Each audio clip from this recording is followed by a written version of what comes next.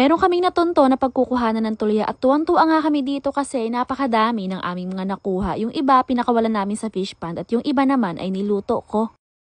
Eto palang lugar na to na natunton namin na pagkukuhanan ng tulya ay talagang napapalibutan siya ng bukid. Matagal na rin nga sinabi sa akin ng kaibigan ko na meron nga daw siyang alam na pinagkukuhanan ng tulya dito. Kaya lang hindi naman ako makapunta kaagad para manguha kasi hindi ko alam kung saan ba talaga banda dito. Eto rin palang tubig na to ay drainage na galing sa ilog kaya naman napapagitnaan siya ng kabukiran. At bago rin pala kami pumunta dito, nag-survey muna yung asawa ko kung meron ba talaga nakukuha dito na tulya. At pagkagaling niya nga dito, pag-uwi niya sa bahay, tuwang-tuwa siya kasi ang dami daw tulya. Meron pa nga siyang daladala kanina na pauwi na isang dakot at ang sabi niya nga sa amin ay mabilis niya lang daw yun na nakuha. Hilig ko ang pangunguha ng mga bilda, tulya at saka mga suso. Kaya nung sinabi niya sa amin yun, agad-agad ay nagbihis ako at pumunta na nga rin kaagad kami dito. Mag-11 na nga rin ng tanghali dyan nung nakarating kami at wala pang ang isang oras ay ganito na kaagad karami yung mga nakuha ko. Hindi sobrang malalim ang tulya kaya kahit nakaunting hawi mo laang sa buhangin ay makikita mo kaagad sila kapag luminaw na ang tubig. Kapag hinahawi mo nga dyan yung buhangin at medyo malakas ang agos ng tubig ay naaanod sila kaya pupulutin mo na lang sila sa bandang baba. Mabuti na nga lang din at malinaw ang tubig kasi mabilisan talagang silang makita, talagang naninilaw sila. Tuwan-tuwa nga ako dyan kapag ganito karami yung mga dinadampot ko at kahit nga maliliit dyan ay kinuha ko na kasi yung mga maliliit papakawalan namin sa fish pond at yung mga malalaki naman yun yung mga uulamin namin. At alam nyo ba, sa totoo lang halos hindi na nga ako umaalis dyan sa pwesto ko kasi talagang ang dami nila. Medyo masakit na nga rin yung kamay ko dyan sa paghahawi ng mga bato at saka yung mga buhangin pumapasok na sa kuko ko pero tuloy pa rin ako kasi tuwan-tuwa talaga ako at ang dami kong nakikita at nakukuha. Isang oras lang din pala ang tinagal namin dyan kasi kailangan pa namin kumain ng tanghalian kasi nga mag-aalas 12 na. Pero pagkatapos namin kumain ng tanghalian, bumalik ulit kami nung kinahaponan. At pagkabalik nga namin ng mga bandang alas 2 ng hapon, meron na kaming daladala na tray at eto nga ang balak namin gawin para mas mabilis kami na makarami. Namili-mili nga rin kami dyan ng pagpupwestuhan at dito nga kami sa may ilalim ng puno para hindi mainit. Para nga kami nagsasalandra dito na tatlo at sa pinakababa nga kami dyan nagsimula, pataas. Nakakatuwa talagang manguha kapag ganito. Malilom na tapos ang dami pa. Napakahaba pala ng drainage na to at sa tansya ko nga ay 4 pa lang dyan yung pinagkuhanan namin. Pero ang dami talaga namin nakuha sa 4 pa na yun. At kung kaninang umaga nga na marami ang nakuha namin sa loob ng isang oras, ngayon naman mas marami yung nakuha namin kasi nga meron kami daladalang tray. At nung mga bandang 3:30 naman na ng hapon ay umuwi na rin kami dyan kasi talagang marami na rin naman itong mga nakuha namin. At pagka-uwi naman namin, binubuo na nga rin kaagad namin yung mga nakuha namin ng mga tulya dito sa tray at pipilian pa nga namin to ng mga malalaki. Yung mga malalaki yun yung uulamin namin tapos yung mga maliliit naman yun yung pakakawalan namin sa fish pond. Para sa susunod, mas malapit na yung aming pagkukuhanan at grabe, mas marami pa talaga dyan yung pinakawalan kaysa sa inulam. At sa dami nga ng tulya na to na hinagis ko dito, sigurado ako na pagkalipas ng mga ilang buwan, siguradong ang kapalan ng tulya dito kasi mabilis din to rumami. At fast forward nga tayo kinabukasan, pagkatapos naming ibabad ng magdamag itong tulya ay inulam na namin nung kinaumagahan. Ginisa ko lang siya sa kamatis pagkatapos ay tinimplahan ng asin. Hindi ko na rin siya nilagyan ng tubig kasi kapag naluto to ay magtutubig na rin naman siya. Kaunting pagpapakulo nga lang dyan yung ginawa ko at nung bumuka na lahat ay hinango ko na. So yun lang for today's video. Thank you for watching. Kain po tayo.